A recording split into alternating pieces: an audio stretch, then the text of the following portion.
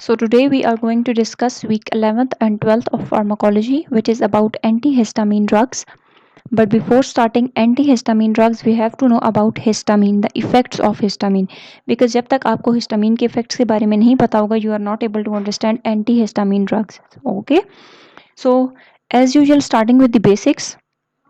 Firstly, we have to know about what is histamine. अगर हम histamine के word को नोट करें सो लास्ट में इसके आ रहा है amine, so it means that it is made up of amino acids. All right, and ये जो हिस्ट का वर्ड है it is derive from the word histos, and histos means tissue. हम कहते हैं ना हिस्टोलॉजी पढ़े हैं, हिस्टोलॉजी में हम टिश्यूज वगैरह के बारे में पढ़ते हैं, ठीक है.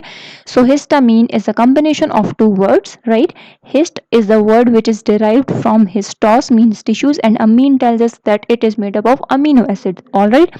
सो हिस्टामीन बेसिकली जब अर्ली ये डिस्कवर हुई थी, so it is discovered in certain tissues, इसी वजह से इसको नाम हिस्टामीन का दिया गया था, ठीक है.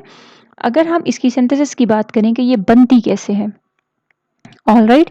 So if we will discuss about synthesis of histamine, so याद रखना है जैसे कि मैंने बताया इसके आखिर में आ रहा है अमीन, so it is made up of amino acid. तो what is the name of that amino acid? Remember this, it is made from the amino acid that is histidine. The name of that amino acid is histidine. सो याद रखना है, हमें ये भी पता है कि अमीनो एसिड का हमने जब जनरल स्ट्रक्चर डिस्कस किया था, केमिस्ट्री में अमीनो एसिड का हम जनरल स्ट्रक्चर देखते हैं, ठीक है. सो उसमें बेसिकली हमारे पास क्या होता है, अमीनो एसिड का एक कार्बोक्सिल टर्मिनल होता है, ऐसा ही है, और एक हमारे पास अमीनो ग्रुप टर्मिनल होता है. All right. So this is the carboxyl terminal and this is the amino group terminal, ऐसा ही है. सो याद रखना है हिस्टामीन बेसिकली कहाँ से बनता है, हिस्टिडीन से बनता है, एंड ये आपके पास हिस्टिडीन का स्ट्रक्चर है, राइट. अब इसी हिस्टाडीन से जब हम इस कार्बोक्सिल ग्रुप को रिमूव कर दें, when we remove this carboxyl group it will become histamine. All right. So जब हम हिस्टाडीन से कार्बोक्सिल ग्रुप को रिमूव कर दें, so we will get histamine. Now the question here arises, how we can remove this carboxyl group. So इसके लिए हमारे पास एक एंजाइम होता है which is known as decarboxylase. Decarboxylase enzyme है जो कि हमारे पास क्या करता है, इस कार्बोक्सिल ग्रुप को रिमूव कर देता है. नाम से ही जाहिर है, डी मीन्स रिमूवल, कार्बोक्सिलेज यानी कि ये एंजाइम है जो कि कार्बोक्सिल ग्रुप को रिमूव करेगा. सो हिस्टिडीन से जब कार्बोक्सिल ग्रुप रिमूव होगा, so we will get histamine. All right. This is the synthesis of histamine. Now moving towards the sources of histamine, यानी कि ये हिस्टामीन बेसिकली होता कहाँ पे है. तो याद रखना है ये हिस्टामीन हमारे पास प्रेजेंट होता है in certain cells. So this histamine is present in various cells including macrophages. All right, ये आपके पास macrophages के अंदर होता है, ये हमारे पास basophils के अंदर होता है, white blood cells के अंदर होता है, ये हमारे पास mast cells के अंदर होता है. In short अगर हम बोलें तो it is present in immune cells. All right. इसके अलावा याद रखना है it is also present in GIT. ठीक है, GIT में हमारे पास स्पेसिफिकली ये स्टमक सेल्स के अंदर होता है. All right. So stomach cells में से भी कौन सा, अब स्टमक सेल्स भी तो वेरी स्टमक सेल्स है ना.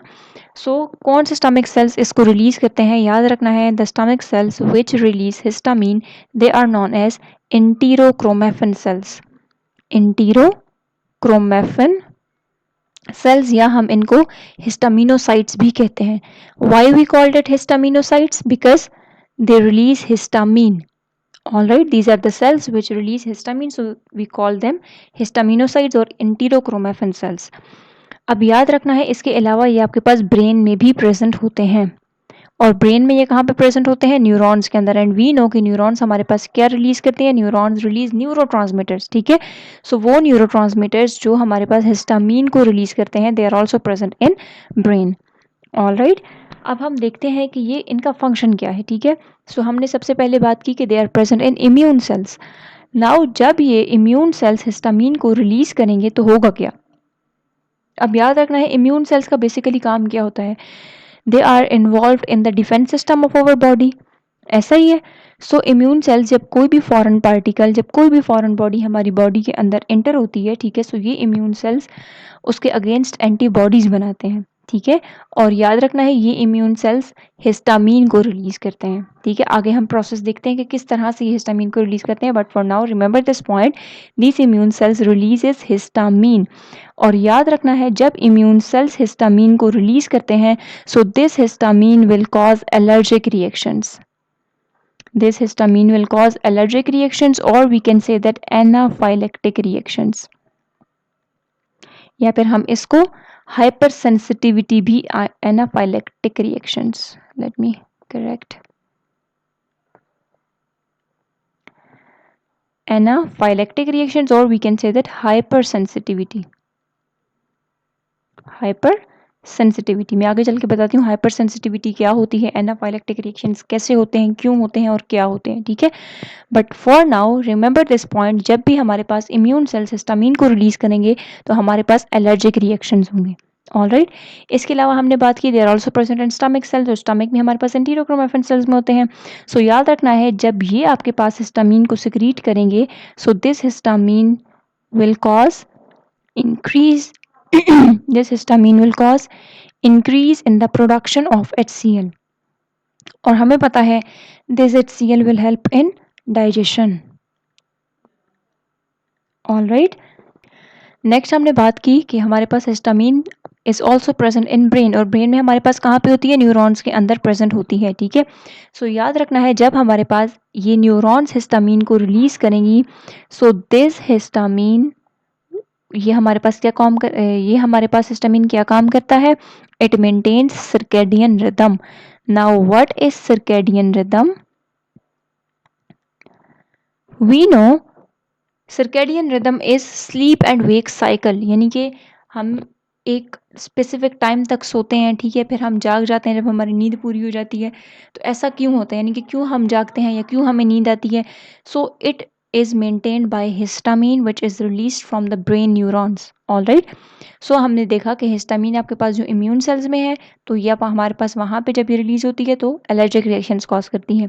स्टमक सेल्स के अंदर ये HCl की प्रोडक्शन करवा रही है, और जो ब्रेन के अंदर प्रेजेंट है तो ये हमारे पास क्या कर रही है, हमारे स्लीप वेक साइकिल को मेंटेन रख रही है। अगर इसके अंदर खराबी होगी सो या तो बंदा जागता रहेगा या तो बंदा सोता रहेगा। ठीक है, and remember this, it is also involve in memory. ठीक है, ये आपके पास मेमोरी को भी इंक्रीज करती है। ऑलराइट, सो ऊपर हमने बात की ना कि ये एलर्जिक रिएक्शंस कॉज करती है, सेंसिटिविटी कॉज करती है। सो नाउ हम ये देख लेते हैं कि सेंसिटाइजेशन क्या है और एलर्जी क्या है। There are two terms, sensitization and allergy. Now इसको समझने के लिए लेट्स से ये हमारे पास एक सेल है, ऑलराइट, और ये सेल कौन सा है, हमने बात की ना हिस्टामीन हमारे पास कहाँ पे प्रेजेंट होता है।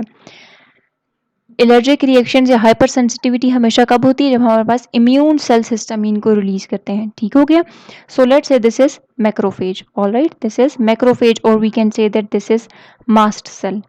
ठीक है, अब याद रखना है जब भी हमारी बॉडी के अंदर कोई भी फॉरेन पार्टिकल आता है, I am drawing this with red because red is a sign of danger. ठीक है, सो ये डेंजरस है।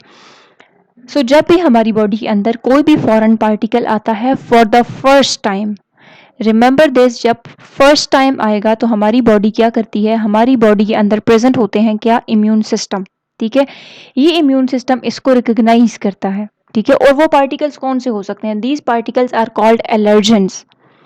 एलर्जेंस क्या है, ये वो सब्सटेंसेस हैं जो कि एलर्जी कॉज करते हैं। ठीक है, सो जब भी कोई एलर्जन आया, फॉर एग्जांपल हम पोलन की बात कर लेते हैं, ठीक है, क्योंकि पोलन एलर्जी बहुत कॉमन है, राइट। सो जब भी हमारे पास ये एलर्जन या पोलन हम कह सकते हैं आया बॉडी के अंदर फॉर द फर्स्ट टाइम, तो हमारे इम्यून सिस्टम ने इसको रिकॉग्नाइज किया। ठीक है, अब हमारे इम्यून सिस्टम के अंदर प्रेजेंट होते हैं इम्यून सेल्स, और उन्हीं में से एक हमारे पास कौन है, मास्ट सेल, राइट।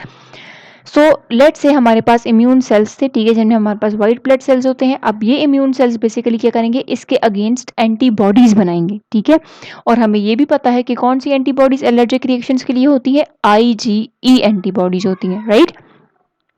सो व्हाइट ब्लड सेल्स हमारे पास क्या बनाएंगे, एंटीबॉडीज बनाएंगे, और व्हाइट ब्लड सेल्स की कौन सी टाइप, बी सेल्स। ठीक है, बी सेल्स हमारे पास क्या बनाएंगे, एंटीबॉडीज बनाएंगे। कौन सी एंटीबॉडीज बनाएंगे, IgE, और ये एंटीबॉडीज जाकर मास्ट सेल की सरफेस के ऊपर अटैच हो जाएंगी। Suppose these are the antibodies. Alright, ये एंटीबॉडीज किसने बनाई, these antibodies are made by B cells, because B cells are responsible for the production of antibodies ना।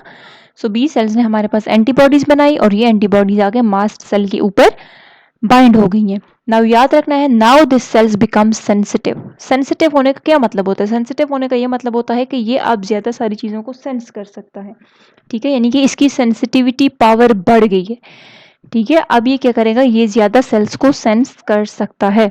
ऑलराइट, सो अब ये फर्स्ट टाइम एलर्जन आया था तो इसने हमारे पास एंटीबॉडीज बना दी। एंटीबॉडीज कौन सी बनाई? IgE एंटीबॉडीज बनाई, और ये एंटीबॉडीज जाकर इसी मास्ट सेल की सरफेस के ऊपर बाइंड कर गई हैं and the cell become sensitized. Alright, now जब ये एलर्जन दोबारा हमारी बॉडी के अंदर आएगा तो क्या होगा? ओके, सो ये फर्स्ट टाइम आया था तो इसने सेल को हाइपर सेंसिटिव बनाया। नाउ अगर रिपीटेडली एक्सपोजर हो रहा है हमारा एलर्जेंस के साथ, ठीक है, सो रिपीटेडली एक्सपोजर से क्या होगा? ये तो पहले फर्स्ट टाइम आया था, अब बार बार आ रहा है।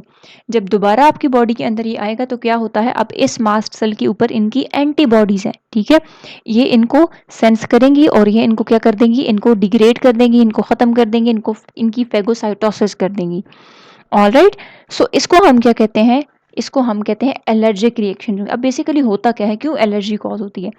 जब ये एलर्जेंस आपके पास आते हैं, सो इन मास्ट सेल्स के ऊपर हमारे पास क्या है? इन मास्ट सेल्स के ऊपर एंटीबॉडीज है, ठीक है। सो जब ये आपके पास एलर्जन बॉडी के अंदर आते हैं, so these allergens bind with these antibodies. ये एलर्जेंस क्या करते हैं? इन एंटीबॉडीज के साथ बाइंड कर जाते हैं। जब ये इन एंटीबॉडीज के साथ बाइंड करते हैं तो हमारे पास क्या होता है? ये मास्ट सेल क्या करेगा? ये मास्ट सेल रिलीज करेगा हिस्टामीन और बाकी भी बहुत से इन्फ्लेमेटरी केमिकल्स को रिलीज करेगा and this histamine will cause allergy. Alright, so the summary is that जब फर्स्ट टाइम आपके पास पोलन या एलर्जन बॉडी के अंदर आया, सो उसकी वजह से सेल्स क्या होंगे? सेंसिटाइज्ड होंगे, सेल्स विल बिकम सेंसिटिव, ठीक है। और सेंसिटिव होने का क्या मुराद है? सेल्स के ऊपर उस पोलन के अगेंस्ट एंटीबॉडीज बन गई हैं, ठीक है। अब जब वो दोबारा पोलन हमारी बॉडी के अंदर आता है, सो ये जो मास्ट सेल्स हैं इनके ऊपर जो एंटीबॉडीज थी, कौन सी एंटीबॉडीज? IgE, उनके साथ बाइंड कर गया ये एलर्जन, जिसकी वजह से मास्ट सेल्स ने हिस्टामीन को रिलीज किया and this histamine will cause allergy, ठीक है। और जब एलर्जी होती है तो उसके सिम्टम्स क्या होते हैं? रनी नोज होता है, ठीक है, let me right, runny nose, इची skin, all right, watery eyes, आंखों में से पानी आता है, ठीक है। इसके अलावा स्नीजिंग होती है, ठीक है। So these are the symptoms of the allergy. All right, now हमने okay, let me draw another diagram for you. Suppose this is macrophage. All right, अब याद रखना है जब भी हम बेसिक ड्रग देंगे, अब हमने बात की ना ये हिस्टामीन रिलीज होता है, ठीक है। अब होता क्या है जब भी हम लोग बेसिक ड्रग लेंगे, ठीक है, बेसिक ड्रग, सो याद रखना है basic drug cause release of histamine. Basic drug की वजह से क्या होता है? हिस्टामीन रिलीज होता है। Basic drug will cause release of histamine. अब बेसिकली किस तरह से हिस्टामीन रिलीज होता है, किस तरह से बेसिक ड्रग हिस्टामीन को रिलीज करती है? सो याद रखना है ये जो मैक्रोफेज है, मैक्रोफेज के अंदर जो हमारे पास हिस्टामीन है, ये हिस्टामीन फ्री नहीं पड़ा हुआ होता, ठीक है। This histamine is bound with heparin. ये हमारे पास क्या होता है? हेपेरिन के साथ अटैच्ड होता है। एंड याद रखना है हिस्टामीन हमारे पास क्या है? हिस्टामीन हमारे पास बेसिक है, जबकि हेपेरिन क्या है? Heparin is the strongest acid of the body, right. ये हमारे पास क्या है? स्ट्रॉन्गेस्ट एसिड है। सो जब भी बेसिक ड्रग आपने ली, ठीक है, suppose this is a basic drug, so ये बेसिक ड्रग मैक्रोफेज के अंदर आएगी एंड रिमेंबर दिस, ये बेसिक ड्रग जब मैक्रोफेज के अंदर आएगी so it will bind to the heparin. ये जब हेपेरिन के साथ बाइंड करेगी so histamine will become free and it comes out of the cell.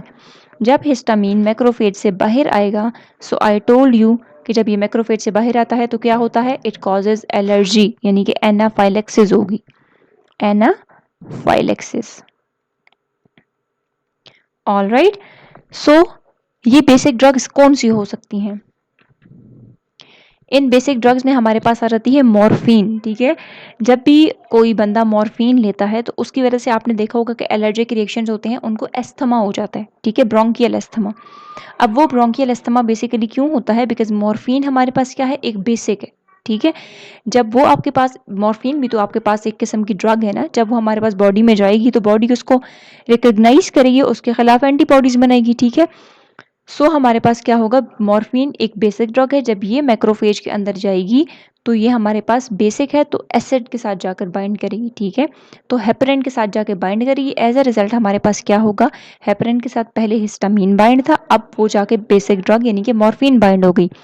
So histamine release हो जाएगा और हिस्टामीन बाहर आएगा। एज अ रिजल्ट आपको क्या होगा, ब्रोंकियल एस्थमा होगा which is allergic reaction. All right, now histamine release हो गई, हिस्टामीन को डिग्रेड कौन करता है? Now degradation of histamine.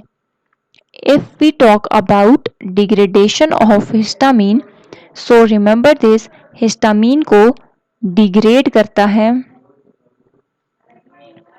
histamine is degraded by the enzyme known as MAO. What is the abbreviation of this? Monoamine oxidase. This is the enzyme which degrades histamine. Monoamine oxidase, or we can say that monoamine oxidase.